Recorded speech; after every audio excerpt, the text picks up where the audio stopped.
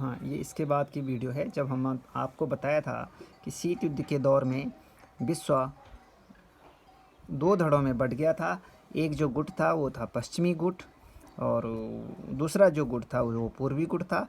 पश्चिमी गुट का जो नेता था वो अमेरिका था और इसी गुट को पूंजीवादी गुट भी कहते हैं। और जो पूर्वी गुट था उसका जो नेता था वो सोवियत संघ था, ठीक है। और इसी को साम्यवादी गुट भी बोलते हैं, साम्यवादी गुट भी कहते हैं। तो दोनों गुटों का, चाहे अमेरिका के नेतृत्व वाला गुट है या सोवियत संघ का गुट है, दोनों ही गुटों का विश्व में एक इस तरह से पैटर्न चला था कि दोनों ही देश विश्व के देशों को अपने गुट में मिलाना चाह रहे थे। अमेरिका ने पश्चिमी यूरोप के सभी देशों को अपने गुट में मिलाना की कोशिश की और जो वही सोवियत संघ ने पूर्वी यूरोप के देशों को अपने गुट में मिलाना शुरू किया। अमेरिका ने 1949 में एक संगठन की स्थापना की जिसको हम बोलते हैं नाटो। 1949 में इसको बोलते हैं उत्तर अटलांटिक संधि संगठन।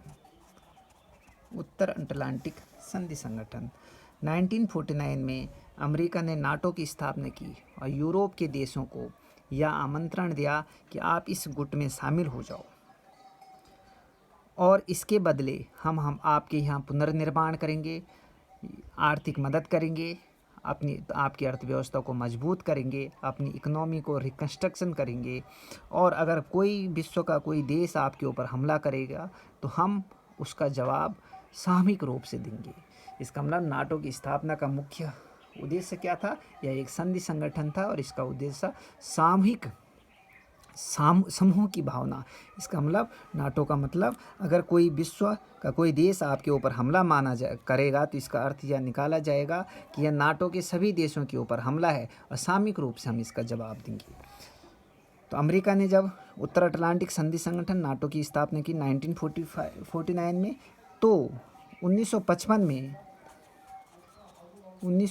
में सोवियत संघ ने भी एक संगठन की स्थापना की जिसको बोलते हैं वार्सा पैक्ट। क्या कहते हैं? वार्सा पैक्ट कहते हैं। अमेरिका यही नहीं रुका और अमेरिका ने इसके बाद 1955 में दो और संगठनों की स्थापना की। एक जो संगठन था हुआ था सीएटो 1955 में और एक दूसरा जो संगठन था वो था सेंटो। इस तरह से अमेरिका ने प्रमुख रूप से ये तीन संगठनों की स्थापना की। सीएटो का नाम है south east association treaty organisation. इसका मतलब दक्षिण पूर्व एशियाई संधि संगठन। दक्षिण पूर्व एशियाई संधि संगठन, दक्षिण पूर्व एशियाई संधि संगठन। इसका मतलब क्या है? अमेरिका ने दक्षिण पूर्व एशिया में या दक्षिण पूर्व एशिया के देशों को भी अपने संगठन में मिलाने के लिए इस संगठन की स्थापना की। वही सेंटो का मतलब क्या है? केंद्रीय संधि संगठन। केंद्रीय संधि संगठन एशिया में ही केंद्र के देशों को या एशिया का जो केंद्र के देशों को, हम भारत से जो क्या है पश्चिम की ओर, उन देशों को अपने साथ मिलाने के लिए एक नए संगठन की स्थापना की, वो है सेंटो। और इस तरह इसके माध्यम से विश्व में एक तरह से गुटबाजी का माहौल चल पड़ा और इस गुटबाजी के माध्यम से अमेरिका ने इन देशों को अपने गुट में मिलाने का प्रयत्न किया इन संगठनों के माध्यम से। वहीं दूसरी ओर सोवियत संघ ने भी वार्सा पैक्ट के माध्यम से विश्व के विभिन्न देशों को अपने गुट में मिलाने की एक होड़ सी मच गई। इसलिए पूर्वी यूरोप के गुट वार्सा पैक्ट के माध्यम से सोवियत संघ के साथ मिले और पश्चिमी यूरोप के देश इन संगठनों के माध्यम से अमेरिका के साथ मिले। इतना ही नहीं, इसके बीच में एक देश भी है, जर्मनी। 1961 में जर्मनी के भी दो भाग हो गए। जर्मनी की राजधानी है बर्लिन और बर्लिन के बीचों बीच जो है एक दीवार बना दी गई और पश्चिमी जर्मनी अमेरिका वाले गुट में मिला जबकि पूर्वी जर्मनी सोवियत संघ वाले गुट में मिला। जर्मनी के भी 2 भाग हो गए। और जो मुख्यतः ये इन छोटे छोटे जो देशों को अमेरिका या सोवियत संघ अपने गुट में मिलाना चाहते थे, उससे कुछ लाभ थे। हम मतलब क्या है कि क्यों ये महाशक्तियाँ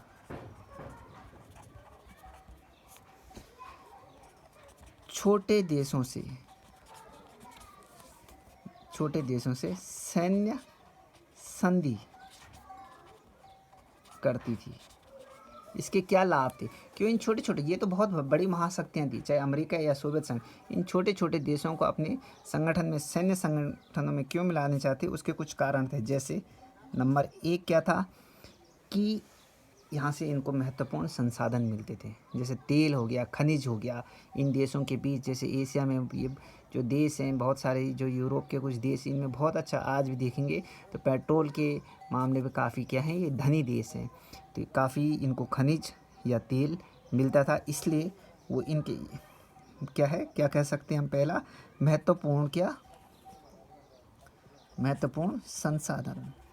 महत्वपूर्ण संसाधन के लिए ये इन देशों को अपने गुट में मिलाते थे। नंबर 2 क्या हो सकता है? सैनिक अड्डों का निर्माण। माना किसी देश को अपने साथ में मिला दिया, कभी युद्ध दोबारा लगेगा तो जगह जगह विश्व के विभिन्न देशों में अपने अस्त्र शस्त्रों को ले जाकर मिसाइलें खड़ी कर सकते हैं। ये एक सुविधा होगी आपको। दूसरा क्या था?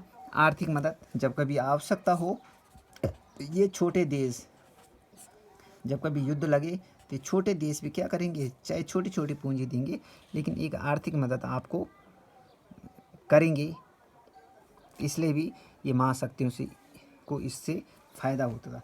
दूसरा ये भी था कि छोटे छोटे देश क्यों इन महाशक्तियों के गुट में मिलते थे, इसका भी एक कारण था। छोटे छोटे देश भी किसी न किसी गुट में, उस समय एक ऐसी प्रवृत्ति चल पड़ी थी कि छोटे छोटे देश भी किसी न किसी देश में, इन दोनों देशों में से किसी गुट में शामिल हो रहे थे। उसका एक कारण क्या था कि छोटे देशों के पास कोई संसाधन नहीं थी। किसी गुट में शामिल होने का अर्थ क्या था, या अमेरिका गुट या सोवियत संघ के गुट में, कि ये देश इनको क्या देंगे, आर्थिक मदद देंगे। नंबर 2 सुरक्षा। इन देशों ने कहा सुरक्षा का भाव।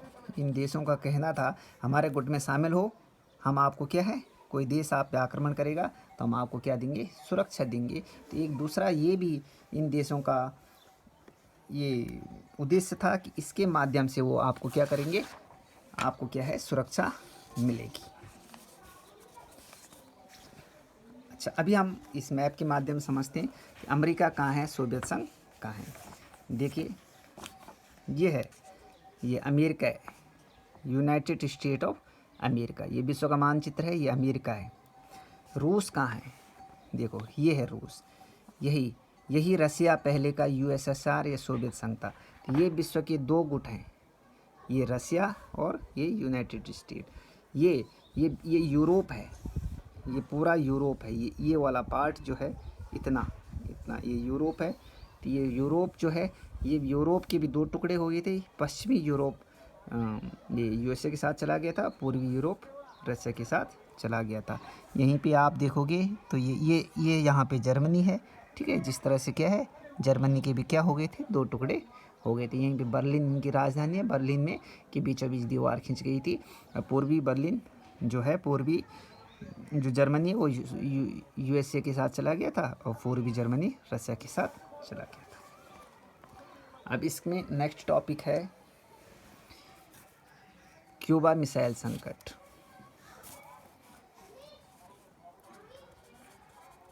क्यूबा मिसाइल संकट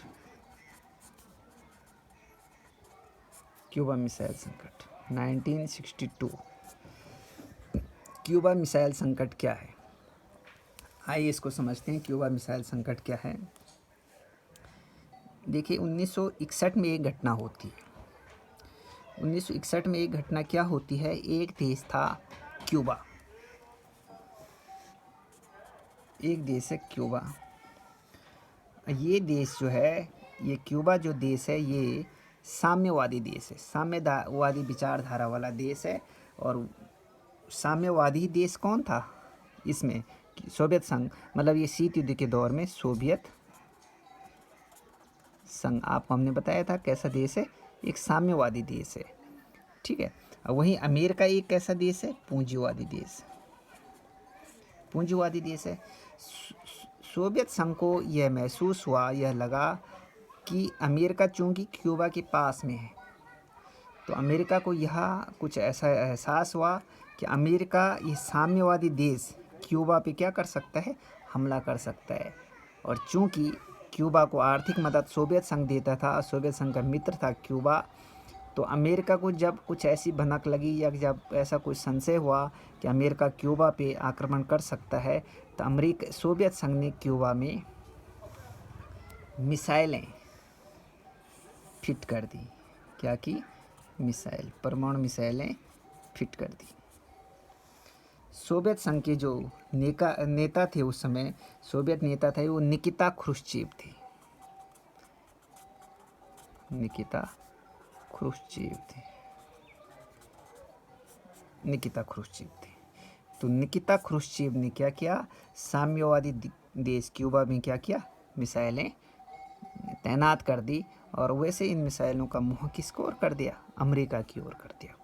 इसके बाद ये समझो कि सोवियत संघ की जद में अमेरिका के लगभग 3 गुने जो शहर हैं वो सोवियत संघ की रेंज में आ गए। मतलब सोवियत संघ क्यूबा, चूंकि अमेरिका के पास वाला देश है, तो क्यूबा के माध्यम से क्यूबा में मिसाइलें तैनात करके अमेरिका पे आसानी से क्या कर सकता था? हमला कर सकता था।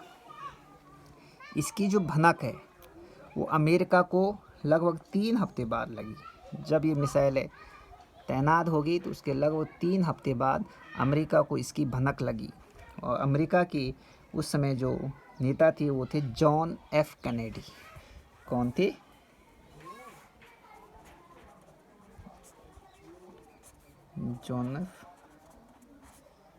अमेरिका के नेता थे जॉन एफ कैनेडी। जो अमेरिका के नेता जॉन एफ कैनेडी थे, जब इनको इसकी भनक लगी कि सोवियत संघ ने क्यूबा में मिसाइलें तैनात कर दी, तो उन्होंने अपनी जंगी बेड़ों को आदेश दिया कि जंगी बेड़ों को आगे करके आप क्या कर लो? क्यूबा को घेर लो और सोवियत संघ से जो मदद या जो जहाज़ क्यूबा की ओर आते हैं आप उनको रोक दो।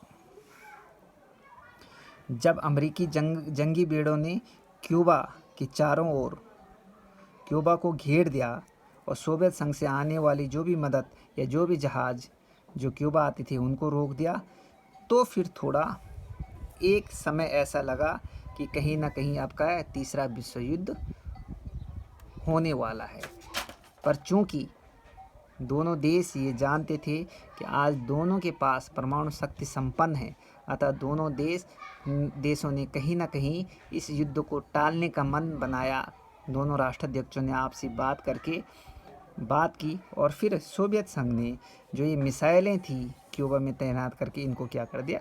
वापस ले गया। और उसी के साथ ये जो क्यूबा मिसाइल संकट 1962 में एक तृतीय विश्व युद्ध की ओर विश्व को फिर से ले जा रहा था, ये संकट क्या हो गया? समाप्त हो गया। धन्यवाद।